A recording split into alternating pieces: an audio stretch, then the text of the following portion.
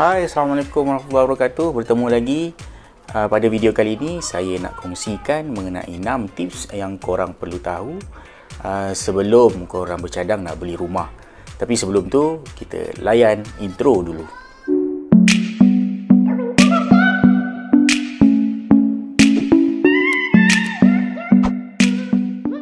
Baik, sebelum saya bermula,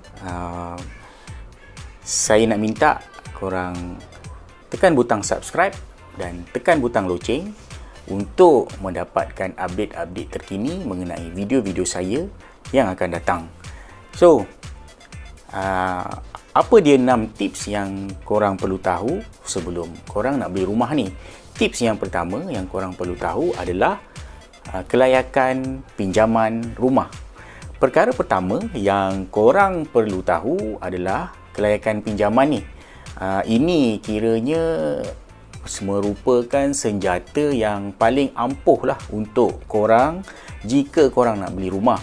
Sebabnya kalau korang tahu berapa kelayakan pinjaman korang, semestinya korang akan tahu berapa harga rumah yang korang mampu dan yang korang rasa korang boleh beli. Dengan cara ni, korang dah menjimatkan masa korang dan korang dah menjimatkan duit korang sebab korang dah tahu apa sasaran korang. Bagaimana korang nak tahu kelayakan pinjaman korang ni? Korang boleh dapatkan consultation daripada ejen hartanah ataupun kalau korang ada kenalan pegawai bank, korang boleh dapatkan khidmat nasihat daripada pegawai bank tersebut. Saya juga pernah kongsikan cara nak kira sendiri pinjaman perumahan korang ni pada video di atas. Pada video di atas ni. Jadi kalau korang ada masa nanti korang tengoklah. Yang kedua adalah deposit rumah. Asas dalam pembelian rumah ni sebenarnya korang kena ada deposit. Tapi ada 3 jenis segmen pasaran rumah. Tapi ketiga-tiga segmen ni sebenarnya mempunyai deposit yang berbeza-beza untuk orang pilih. Segmen pertama adalah undercon. Biasanya untuk unit undercon ni ataupun pembelian rumah undercon ni, deposit dia tak tinggi. Ada yang ada developer ataupun ada pemaju yang minta kita letak duit deposit 1,000. Ada yang minta kita letak 2,000 dan ada juga yang minta kita bayar deposit cuma RM200 saja. Dan biasanya kos peguam dan kos stamp duty untuk pembelian rumah undercon ni ditanggung pula oleh pemaju. Jadi bagi korang yang deposit tu ataupun simpanan deposit tu tak berapa banyak, saya cadangkan korang belilah rumah undercon ni. Yang kedua, segmen yang kedua pula adalah segmen subsale.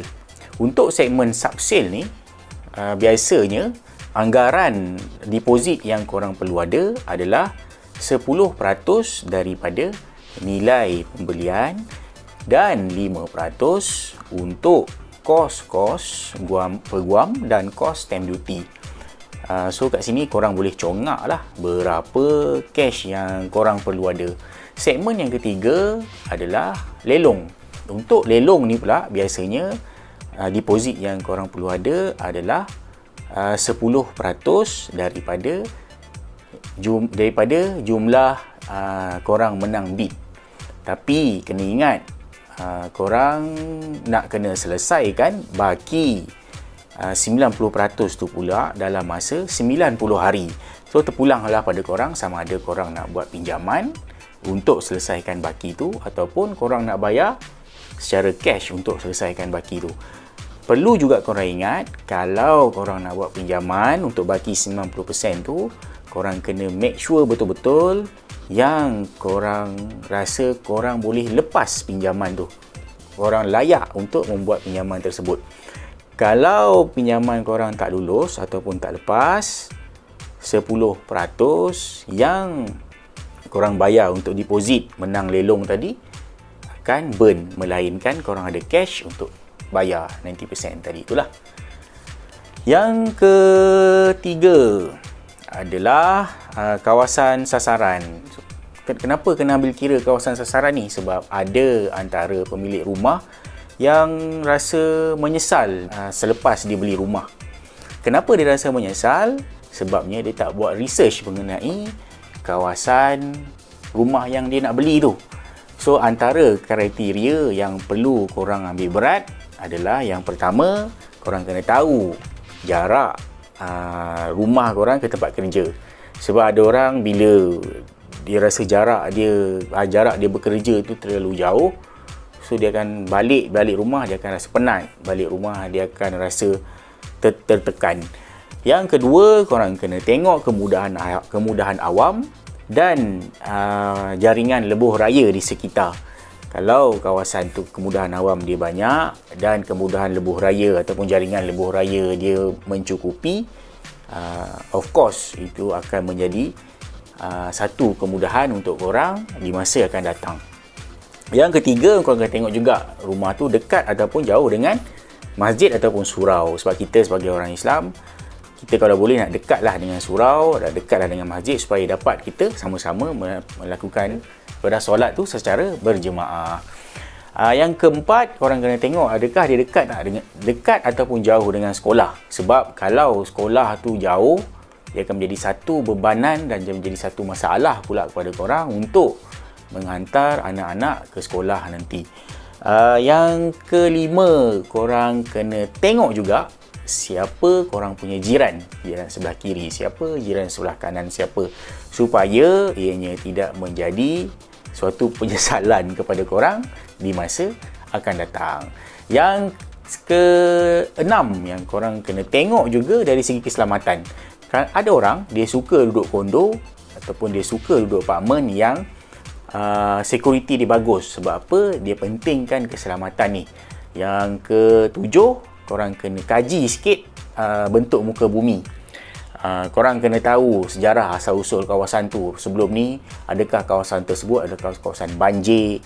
Jadi kawasan tersebut pernah ke ada berlakunya tanah runtuh?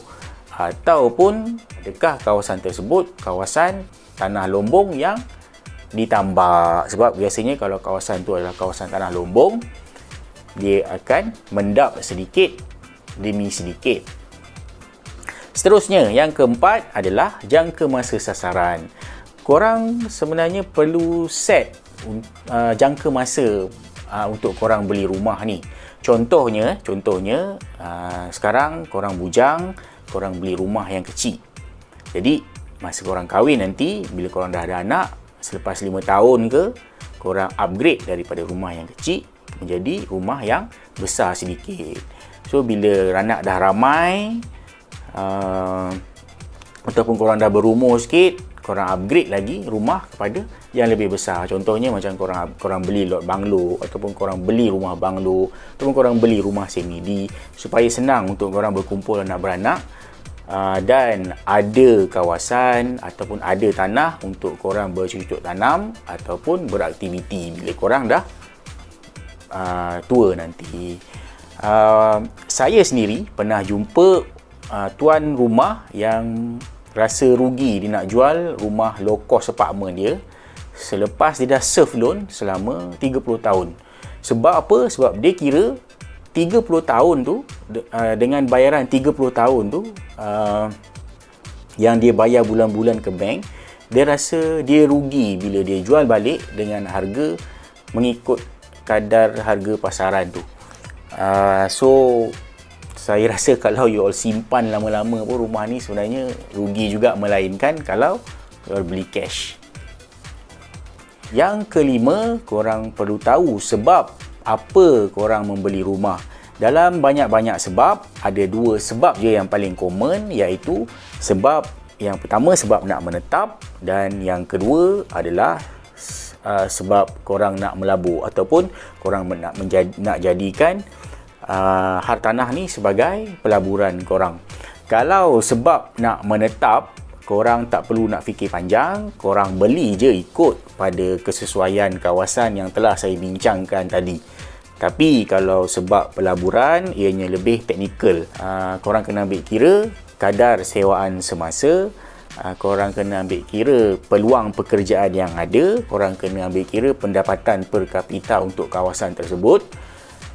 Korang kena ambil kira juga pengangkutan awam, sebab kalau korang nak sewakan rumah tu, so pengangkutan awam menjadi antara sebab utama. Dan korang kena tengok harga pasaran, dan korang juga perlu tengok lambakan unit-unit yang ditawarkan untuk dijual di kawasan tersebut. So dengan cara ni korang boleh kurangkan risiko pelaburan korang. So kena ingat kat sini hanya korang je yang boleh manage korang punya risiko, bukan orang lain. So jangan sampai korang terciduk. Yang keenam, polisi kerajaan. Polisi kerajaan ni sebenarnya adalah antara penyumbang utama kepada kenaikan ataupun penurunan pasaran hartanah. Contohnya penurunan interest rate pada baru-baru ni kepada bawah 4%, merancakkan lagi pembelian hartanah ni. Lepas tu pula ada pula pengumuman daripada kerajaan mengenai waive RPGT, dia nak waive lagi stamp duty, yang mana menjadikan pasaran ni, hartanah ni dia naik secara mendadak. So dekat sini kita ada happy seller dan juga happy buyer. Jadi kalau tanya dengan saya, bila masa yang sesuai untuk korang jual ataupun korang beli rumah ni, sekaranglah adalah masa yang sesuai. So, ini saja perkongsian saya untuk 6 tips yang anda perlu tahu sebelum anda nak beli rumah ni. Semoga dengan tips-tips yang saya kongsikan ni dapat membantu korang untuk mendapatkan rumah idaman. Yang korang kena tahu, rumah adalah satu keperluan, dan sebarang keputusan pembelian menentukan keputusan yang korang buat, sama ada keputusan tersebut adalah keputusan yang baik ataupun keputusan yang tidak baik. Tapi jika korang ada tips-tips yang korang nak kongsikan, bolehlah korang kongsikan di ruangan komen di bawah. So jangan lupa untuk subscribe dan tekan butang loceng.